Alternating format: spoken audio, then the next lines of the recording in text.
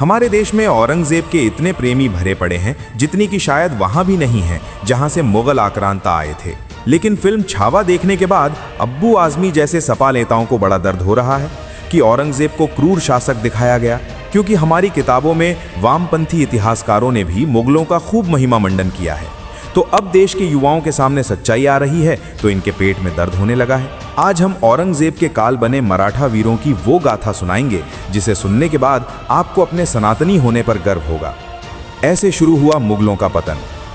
छत्रपति संभाजी महाराज को रास्ते से हटाने के बाद मुगलों ने रायगढ़ किले पर कब्जा कर लिया था और महाराज की पत्नी येसुबाई और बेटे को बंदी बना लिया था। सारी ओछी हरकतें करके औरंगजेब ये ख्वाबी पुलाव पकाने लगा था कि इससे मराठों के हौसले टूट जाएंगे। उसे ये मालूम नहीं था कि संभाजी के जाने के बाद मराठों के दिल में लगी आग औरंगजेब का जनाजा उठने से पहले बुझने वाली नहीं थी। औरंगजेब इस बात से अनजान था कि उसने मधुमक्खियों के छत्ते में उंगली डाली है जो उसके पूरे शरीर को बम्भोर कर ही दम लेगी। खैर, इन सब के बीच संभाजी महाराज के छोटे भाई राजा राम महाराज ने मराठा सिंहासन संभाला और मराठाओं की ताकत को एकजुट किया। फिर क्या था, मुगल अपने कफन सजाने लगे थे।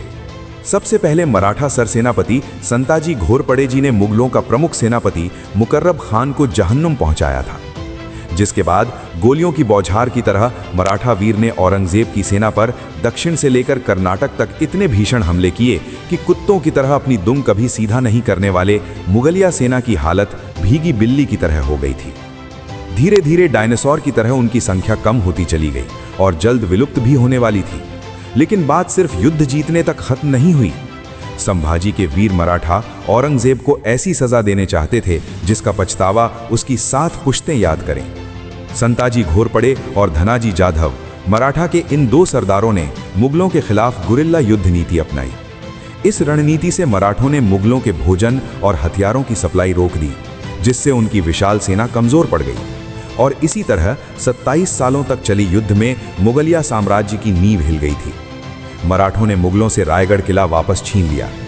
कहा जाता है कि औरंगजेब ने एक बार जब युद्ध के मैदान में चारों तरफ अपने सैनिकों की लाशें देखीं तो वो चीख पड़ा, या अल्लाह, ये मराठा किस मिट्टी के बने हैं? ये न थकते हैं, न झुकते हैं, न पीछे हटते हैं। क्या हम इन्हें खत्म करने की कोशिश में खुद ही खत्म हो जाएंगे? और उसका कहा वाक्य सच हो गया। मुगल खत्म हो गए, औरंगजेब भी खुद अपमानित होकर महाराष्ट्र की भूमि में दफन हुआ। मराठाओं की ये विजय केवल एक युद्ध की जीत नहीं थी, ये सनातन धर्म की जीत थी या हिंदवी स्वराज्य की पुनर्स्थापना थी।